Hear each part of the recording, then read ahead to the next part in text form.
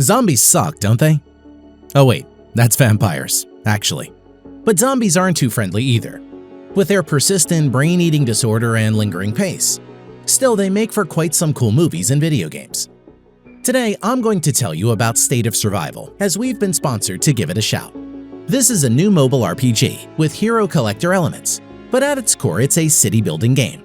You know, one of the genres that many players seem to despise, but millions of you secretly play it whenever you can. But I've got to admit it right now, State of Survival is extremely enjoyable. I honestly wasn't expecting it to be this much fun. I've been playing for a few days now, and progress has been surprisingly smooth. There is always something to keep you busy, either resource management or the tactical combat missions. The loot drops are generous, and I've had no shortage of food or materials to keep my settlement going. Several days in, and I didn't feel the need to spend any money to keep leveling up, and that's a big plus in my book. Give it a try by using the link in the video description if you're liking the style of it. The first thing that caught my eye in State of Survival is the hero roster. The game has a nice story going for it with a group of survivors that hit every note in the zombie survival genre. You have the strong and determined general, the brave woman, the young but ambitious girl, and the reckless and dirty redneck, among others. I've experienced a fair share of surprises during my playtime, a twisting storyline that keeps me guessing, and fans of Walking Dead will appreciate it even more.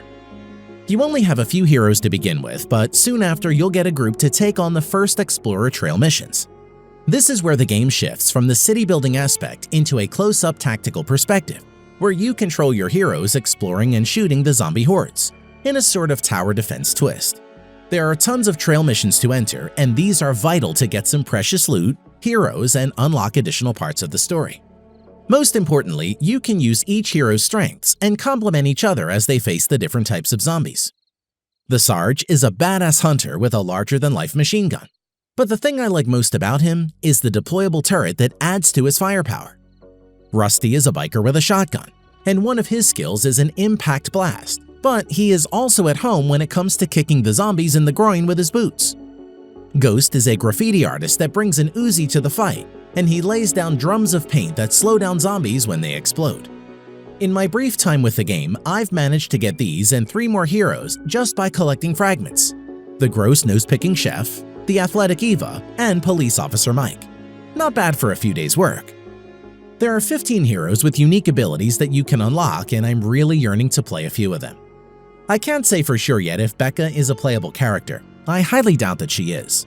But her pronounced Lara Croft style and relentless confidence would surely turn her simple handgun into a massive zombie threat.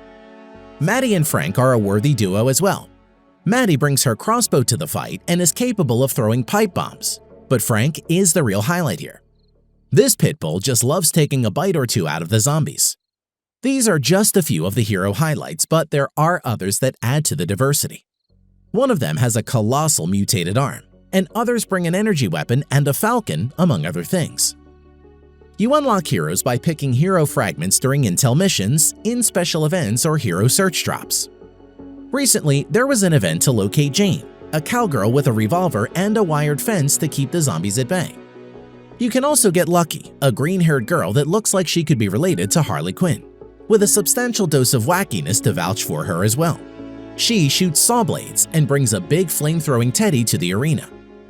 Earning hero fragments isn't always a straightforward thing, but if you focus on the events and intel missions, you'll steadily watch your fragment count rise. The city-building aspect of State of Survival is a tried and tested one. You have a few resources and construct buildings to improve your camp. The central point of your camp is the headquarters, which you must level up to further unlock your hero's ranks and experience, and expand the camp's area. You must watch out for the requirements in order to keep things moving along nicely, as there is a certain logic to the way that you upgrade buildings.